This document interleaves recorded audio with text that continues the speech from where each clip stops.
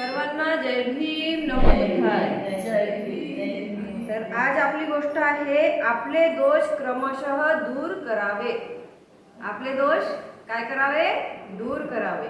आपले दोष कोण दूर करू शकते? आपणच दूर करू शकतो. दुसरे लोक दूर करू शकतात का? नाही. म्हणून आपले दोष आपल्याला काय करायला पाहिजे? दूर करायला पाहिजे. तर आजची ही एक गोष्ट आहे एका ब्राह्मणाची गोष्ट. कुणाची गोष्ट आहे?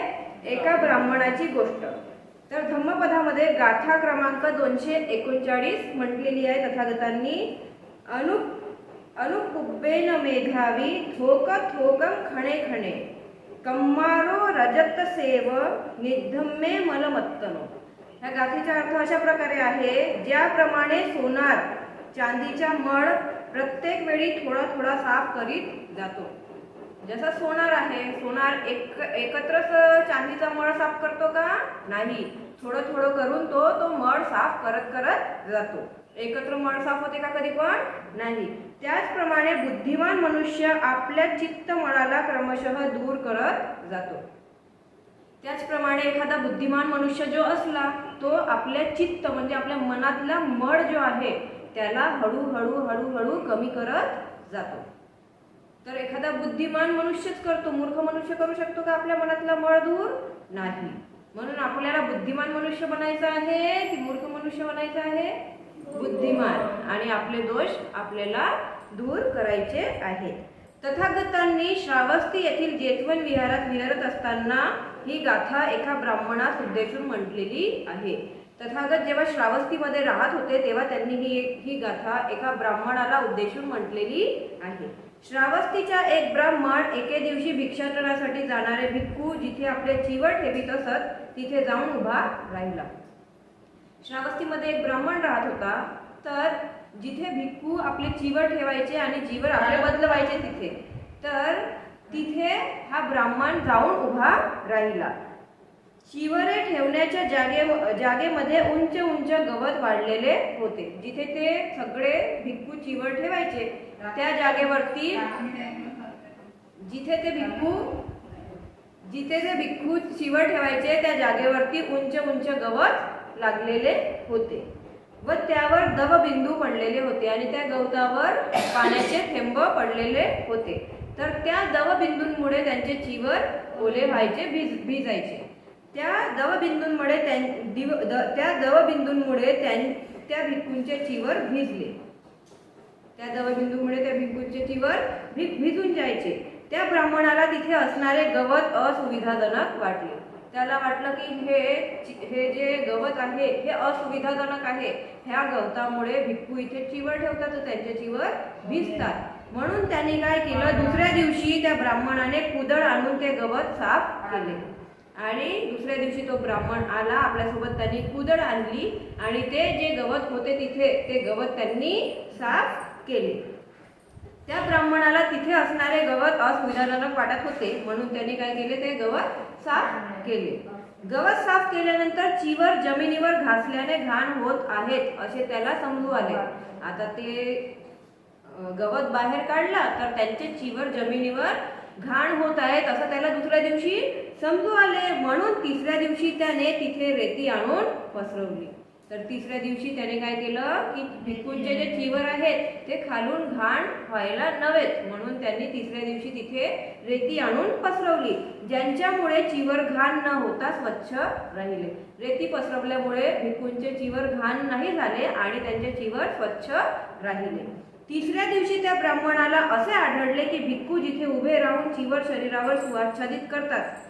तिसऱ्या दिवशी मग काय झालं की ह्याला असं समजू आले की भिक्खू जिथे राहून चिवर घालतात तिथे सूर्याच्या उष्ण किरणांनी त्यांना घाम फुटतो आणि ते घामाने त्रास्त होतात.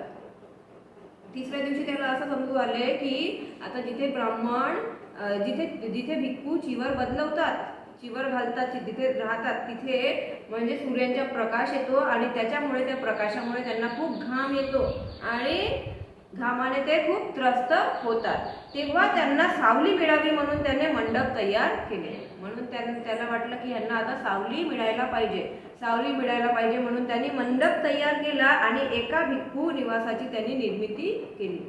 मंडप तयार केला आणि भिक्खूंच्या राहण्यासाठी एक भिक्खू निवासाची त्यांनी निर्मिती केली.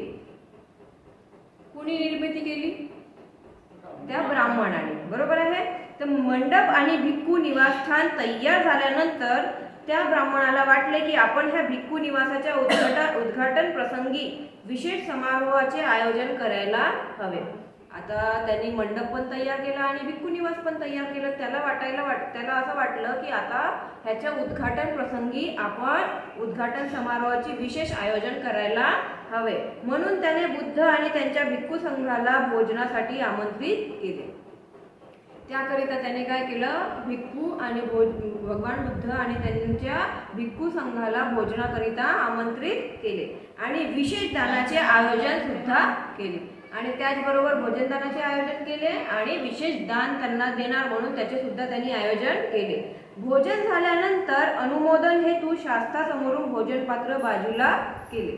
तो जो ब्राह्मण होता त्याने जेव्हा भगवान बुद्धांचं भोजन झालं त्यांच्या समोरून त्यांचं भिक्षापात्र बाजूला केलं आणि त्यांना निवेदन केले की भगवान भिक्खू संघांसाठी मी क्रमशः गवत काढणे, रेती पसरवणे, मंडप बनविणे व भिक्खू निवासस्थानाचे निर्माण करणे इत्यादी पुण्य कार्य केलेले आहे. तो भगवान बुद्धांना सांगतो की मी भिक्खूंसाठी सर्वात आधी त्यांनी काय केले होते? गवत काढले, त्याच्यानंतर तिथे रेती पसरवली आणि मग तिथे मंडप टाकला आणि त्याच्यानंतर मग त्यांनी काय केलं? तिथे निवासस्थान बनवलं. तर तो ब्राह्मण कुणाला सांगतो? असा तथागतांना सांगतो की मी काय केलेले आहे? पुण्य कार्य केलेले आहेत. तेव्हा शास्त्रा त्या ब्राह्मणाची सविस्तर गोष्ट ऐकून म्हणतात. भगवान बुद्ध त्या ब्राह्मणाची पूर्ण गोष्ट ऐकतात आणि म्हणतात ब्राह्मण शहाणे जे लोक असतात त्यांनाच पंडित जन म्हणता येते. समयानुसार थोडे थोडे कुशल कर्म करतात. जे शहाणे लोक असतात ते वेळेनुसार थोडे थोडे कुशल कर्म करतात आणि आपल्या केलेल्या अकुशल कर्माचे मळ दूर करतात. आणि आपण जे अकुशल कर्म ह्याच्या आधी केलेले असणार त्या अकुशल कर्माचे मळ कुशल कर्म केल्याने दूर आपण करत जातो. म्हणून आपणही काय केलं पाहिजे? आतापर्यंत आपण जेही अकुशल कर्म केलेले असतील तर ते विसरून आपण एखादा जर पुण्यकर्म केला, कुशल कर्म केला तर ते आपले अकुशल कर्म काय होत जातात? दूर होत जातात. आणि त्या क्षणी भगवंतांनी ही गाथा उच्चारली ज्याचा अर्थ आहे सोनार ज्याप्रमाणे चांदीचा मळ थोडा थोडा जाळून साफ करतो. चांदीचा मळ साफ करण्यासाठी थोडं थोडं त्याला जाळून साफ करावं लागते. त्याचप्रमाणे व चांदी स्वच्छ होते आणि थोडं थोडं साफ केल्यानंतरच मग चांदी स्वच्छ होते. त्याचप्रमाणे बुद्धिमान पुरुष आपल्या चित्तमळाला क्रमशः थोडं थोडं करून दूर करतो. आपल्या चित्तामध्ये जेवढं पण मळ आहे आपण एकत्र दूर करू शकतो का? नाही. थोडं थोडं करूनच ते दूर करू शकतो. तर त्याचप्रमाणे एखादा बुद्धिमान पुरुष जो असतो तो आपल्या चित्तातला जो मळ राहते, आपल्या शरीरातला आपल्या मनातला मळ, द्वेष जे आहे, मोह माया द्वेष, हे सगळं आपण हळूहळू करून दूर करतो. अनुकुब्बेन मेधावी थोकम थोकम खणे खणे कम्मारो रजत सेव निधम्मे मलमत्तनो. ही गाथा भगवंतांनी ह्या ब्राह्मणाला उद्देशून म्हटलेली होती. शहाण्या मनुष्याने आपल्या चित्तमळाला क्रमशः थोडा थोडा क्षण प्रतिक्षण तसंच दूर करायला पाहिजे. जो शहाणा मनुष्य राहते त्यांनी आपल्या चित्तातल्या मळाला थोडं थोडं करून दूर करत राहायला पाहिजे. ज्याप्रमाणे सोनार चांदीच्या मळाला हळूहळू क्रमाक्रमाने दूर करतो. जसा सोनार चांदीमधला जो मळ राहते तो हळूहळू दूर करतो, त्याचप्रमाणे शहाण्या मनुष्याने आपल्या चित्तातल्या मळाला थोडं थोडं करून दूर करायला पाहिजे. आता ह्या गाथेमध्ये एक शब्द भगवंतांनी म्हटलेला आहे, कम्मारो रजत सेव. ह्या शब्दांचा मी तुम्हाला आता अर्थ समजावून सांगते. जेव्हा कोणी सुवर्णकार खूप मळ बसलेल्या चांदीच्या तुकड्यावरील मळ एकाच वेळी गरम करून संपूर्ण मळ काढू शकत नाही. सोनार चांदीच्या कोणत्याही याच्यावर तुकड्यावर मळ जो बसलेला राहते तो एकाच वेळी गरम करून सुद्धा तो काढू शकत नाही. तेव्हा ते चांदीच्या तुकड्याला अनेक वेळा तापवतो. म्हणून तो काय करतो, त्या चांदीच्या तुकड्याला कितीतरी वेळेस तापवतो आणि अनेक वेळा त्याला पिटतो. त्या चांदीच्या तुकड्याला अनेक वेळेस तापवतो आणि त्याचबरोबर त्या चांदीच्या तुकड्याला अनेक वेळेस तो पिटतो. अनेक वेळा काही द्रव्यातून टाकून थोडा थोडा मळ काढून स्वच्छ करीत जातो आणि तो द्रव्य असते, लिक्विड म्हणतो आपण, त्या द्रव्यातून तो टाकतो काढतो, टाकतो काढतो, ह्या द्रव्यामधून टाकून तो दुसऱ्या लिक्विडमध्ये टाकतो, तिथून काढून दुसऱ्या. ठीक आहे, अशा प्रकारे तो चांदीचा मळ साफ करत जातो. त्याचप्रमाणे बुद्धिमान मनुष्याने पुन्हा पुन्हा कुशल कर्म करून आपल्या चित्ताच्या रागादी मळांना दूर करण्याचा प्रयत्न करायला पाहिजे. त्याचप्रमाणे जो बुद्धिमान मनुष्य आहे त्यांनी पुन्हा पुन्हा कुशल कर्म करून, कुशल कर्म म्हणजे पुण्य कर्म करून आपल्या चित्तातला जो मळ आहे त्याला थोडं थोडं करून दूर करायला पाहिजे, त्याचा प्रयत्न करायला पाहिजे. असा प्रयत्न करणारा निर्मल चित्त मनुष्य एके दिवशी क्लेश रहित होतो. जो मनुष्य असा प्रयत्न करतो तो निर्मल चित्त मनुष्य एक दिवशी सगळ्या क्लेशांपासून दूर होतो. ह्या धम्मदेशने नंतर तो ब्राह्मण श्रोतापत्ती फलात प्रतिष्ठित झाला. जेव्हा ही धम्मदेशना संपत आली भगवान बुद्धांची, तेव्हा तो जो ब्राह्मण होता तो श्रोतापत्ती फलात प्रतिष्ठित झाला. अन्य उपस्थित जनांसाठी ही देशना प्रेरणादायी ठरली आणि तिथे जेवढेही उपस्थित लोक होते त्यांच्यासाठी सुद्धा ही धम्मदेशना प्रेरणादायी ठरली. तुमच्यासाठी ठरली का प्रेरणादायी?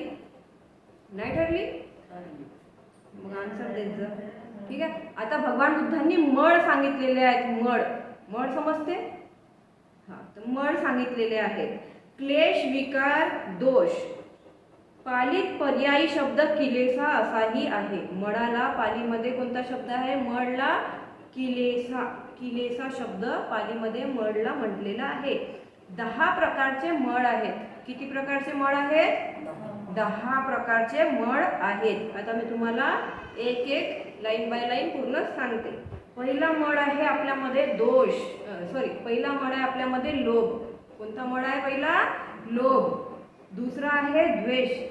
लोभ म्हणजे काय? आपल्याला प्रत्येक गोष्टीच्या, कोणत्या ना कोणत्या गोष्टीच्या, कुणाला कोणत्या गोष्टीचा लोभ राहते, तर कुणाला कोणत्या वस्तूंचा लोभ राहते, कुणाला माणसांचा लोभ राहते, सगळ्यांना वेगवेगळ्या गोष्टींचा लोभ राहते. दुसरा आहे द्वेष. द्वेष म्हणजे आपण लोकांबद्दल कितीही चांगला विचार केला तरी कुठं ना कुठं आपल्या मनामध्ये थोडा ना थोडा द्वेष भावना उत्पन्न होतच राहते. तिसरा आहे मोह आणि अज्ञान. मोहलाच काय म्हणतात? अज्ञान. सगळ्याच गोष्टीचे आपल्याला ज्ञान असते का? नाही. मरतपर्यंत आपण ज्ञानी बनू शकतो का? नाही. आपण थोडं थोडं थोडं थोडं आपल्याला ज्ञान येत असते वयाचे जसे आपण समोर समोर जातो त्याचप्रमाणे. चौथा आहे अहंकार. अहंकार म्हणजे घमंड.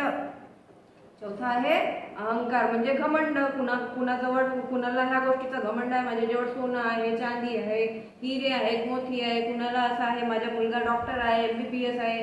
कुणाला आहे माझं घर एवढं मोठं आहे, आमच्या जेवण कार आहे, गाडी आहे, बंगला आहे, नाही का. ह्या सगळ्या गोष्टींचा अहंकार म्हणजे घमंड चौथ्या प्रकारचा मळ आहे. पाचव्या प्रकारचा आहे अनिश्चित दृष्टी. अनिश्चित म्हणजे निश्चय नसते आपल्या दृष्टीमध्ये काहीही.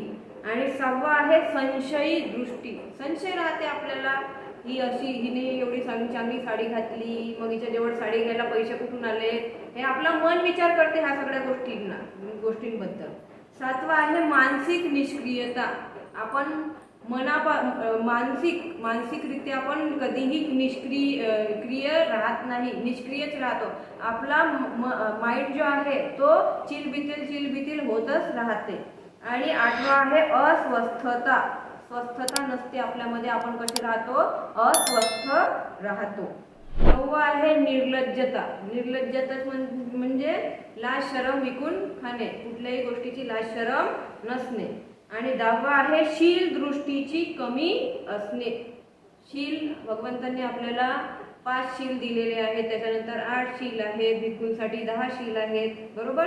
तर शील दृष्टींची कमी असणे हे आहे 10 मळ. हे कुणी सांगितलेले आहेत? भगवंतांनी हे 10 मळ सांगितलेले आहेत. जो कुणी व्यक्ती ह्या 10 मळांना आपल्यापासून दूर करण्याचा प्रयत्न करतो आणि आपला चित्त कुशल कर्मामध्ये लावतो, तो व्यक्ती कसा राहतो? सुगतीला पण प्राप्त होतो आणि त्याला मग काय होते? तो आपले दोष हळूहळू दूर करत जातोय. तर आजचा आपला टॉपिक काय होता? आपले दोष क्रमशः दूर करायला पाहिजेत. आणि गोष्ट होती एका ब्राह्मणाची गोष्ट. ठीक आहे. साधू साधू साधू.